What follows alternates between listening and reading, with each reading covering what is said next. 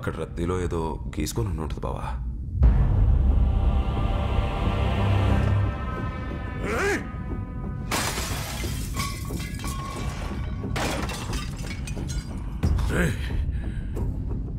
నా కోసం వేటాడుతున్నట్టుగా ఉన్న ఆ కళ్ళని నేను చూశాను.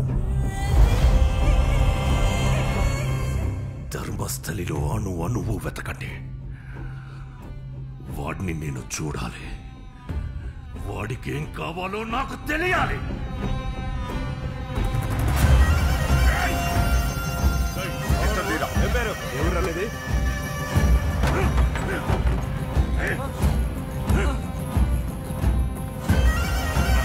ఎవరు కనపడలేదు.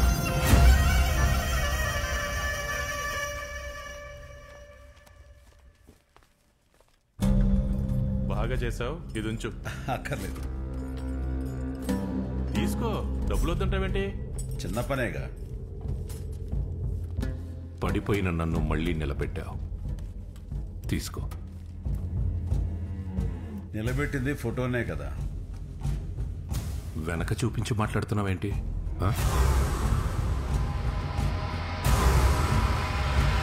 బావా, ఊరంతా జల్లెడ పట్టాం. అనుమానంగా ఎవడు కనపడలేదు. ఊళ్ళోకి వచ్చిన కొత్త వాళ్ళందరినీ ఎంక్వైరీ చేశాను సార్, కానీ అటువంటి వాళ్ళు ఎవరు లేరు. ఉన్నాడు. ఇక్కడే ఎక్కడో ఉన్నాడు.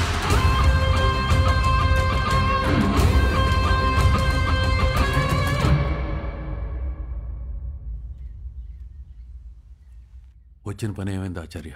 వాడు ఇంకా ఈ ప్రాంతానికి రాలేదు. వాడి కోసం ఎదురు చూస్తున్నాను. అసలే మన వాళ్ళంతా ఎలా ఉన్నారు?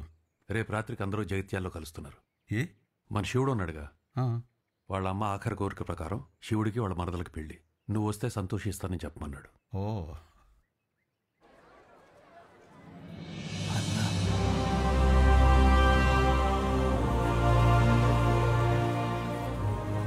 ఇలా కలుసుకున్నా చాలా సంతోషం.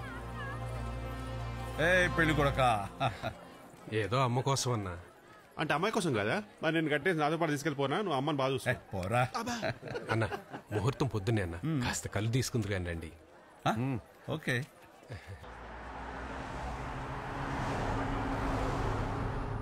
నీ అనుమానమే నిజంలా ఉంది. ఓబులుగాడు ఊరోదిలి పారిపోవడం, గురుకులంలో పిల్లకాయలు బుద్ధిగా చదువుకోవడం చూస్తుంటే ఊళ్ళోకి ఎవడో వచ్చి ఏదో చేస్తున్నట్టు అనిపిస్తోంది.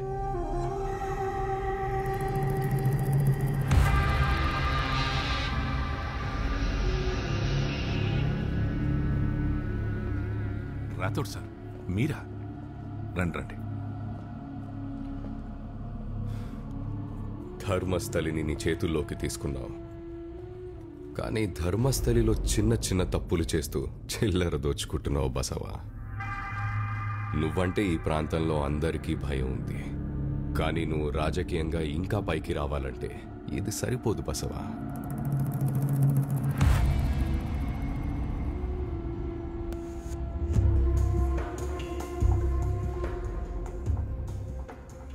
ధర్మస్థలికి ఇంతకు ముందు నా తమ్ముణ్ణి పంపినప్పుడు నేననుకున్నది జరగలేదు. కానీ సంతోషం ఏంటంటే కనీసం నువ్వనుకున్నది జరిగింది. ఇప్పుడు నీ ద్వారా నాకు కావాల్సింది కూడా జరగాలి. దూరంగా కనిపిస్తున్న సిద్ధవనం అడవి నాకు కావాలి. వేరే అడవుల్లో ఉండే ఆదివాసీల్ని తొక్కేసి మరీ ఆక్రమించుకున్నాను. కానీ ఈ అడవిలో ఉండే పాదగట్టం వాళ్ళని చుట్టుపక్క జనాలు దేవుళ్లలాగా కొలుస్తారు. వాళ్ళనంత తేలిగ్గా ఏమీ చేయలేను. వాళ్లతోనే ఏదో ఒక తప్పు చేయించి ఇక్కడి జనంతోనే కొట్టించి పంపించాలి.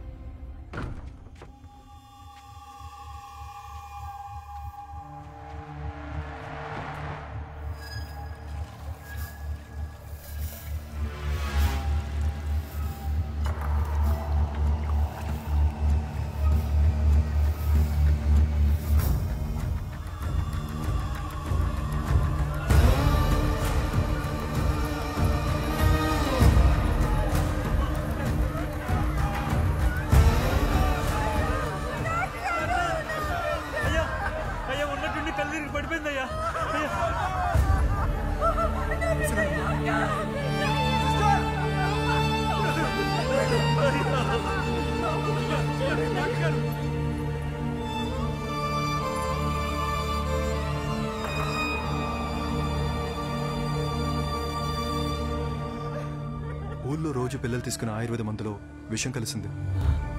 24 గంటలు దాటితే గాని మిగిలిన పిల్లలు క్షేమంగా బయటపడతారో లేదో చెప్పలేం. కానీ అంత అనుభవం ఉన్న పాదగట్టం ఇలాంటి తప్పు మంది ఇవ్వటం ఆశ్చర్యంగా ఉంది. తెలియక చేసిన పొరపాటు కాదు ఇది. అన్నీ తెలిసే చేశారా? పాదగట్టం వాళ్ళు పసిపిల్లలకి ఇలా చేస్తారా? అభం శుభం తెలియని పశువుల జోలికి వచ్చారంటే రాను రాను ఇంకెలాంటి పనులు చేస్తారో, ఎందరి ప్రాణాలు తీస్తారో. తప్పని చెప్తాం, అవసరమైతే వాళ్ళ మక్కలకి తెద్దాం. పదండి పదండి రండి.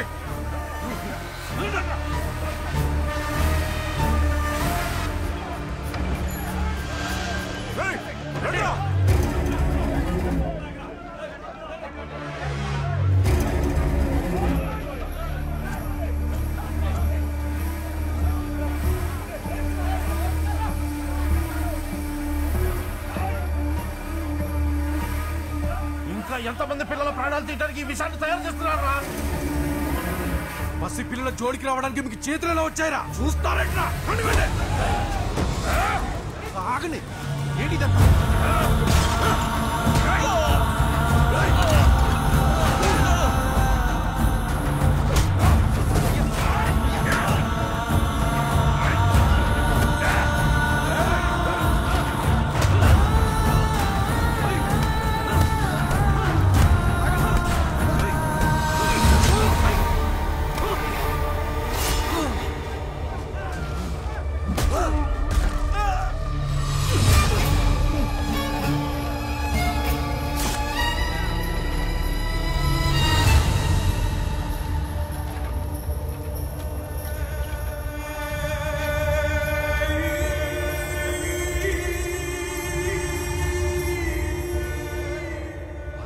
వాళ్ళు ఎప్పుడూ అందరికీ ఇచ్చే మందేనయ్యా, కానీ ఈసారి విషమైంది అంటున్నారు.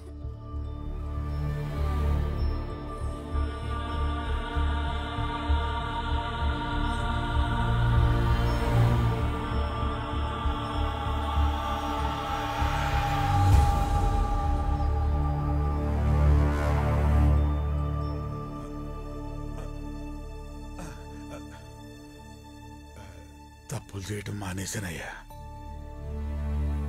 పాదగట్టముండగా ఆ పాపకేం అవదయ్యా. కానీ పాదగట్టానికి ఏమైనా ఉద్యోగం భయం. మేమెన్ని తప్పులు చేసినా వాళ్ళు ఎదురుపడితే భక్తితో 2 చేతులు ఎత్తి మొక్కుతాం అయ్యా. కానీ అట్లాంటి వాళ్ళ ఉనికి ప్రమాదం వచ్చింది. ఊళ్ళోకి ఎవరెవరో కొత్త మనుషులు వచ్చారు. ఆయుర్వేద మందులో వాళ్లే విషం కలిపారు. స్వామి, పాదగట్ట మీదేదో కుట్ర జరుగుతుంది.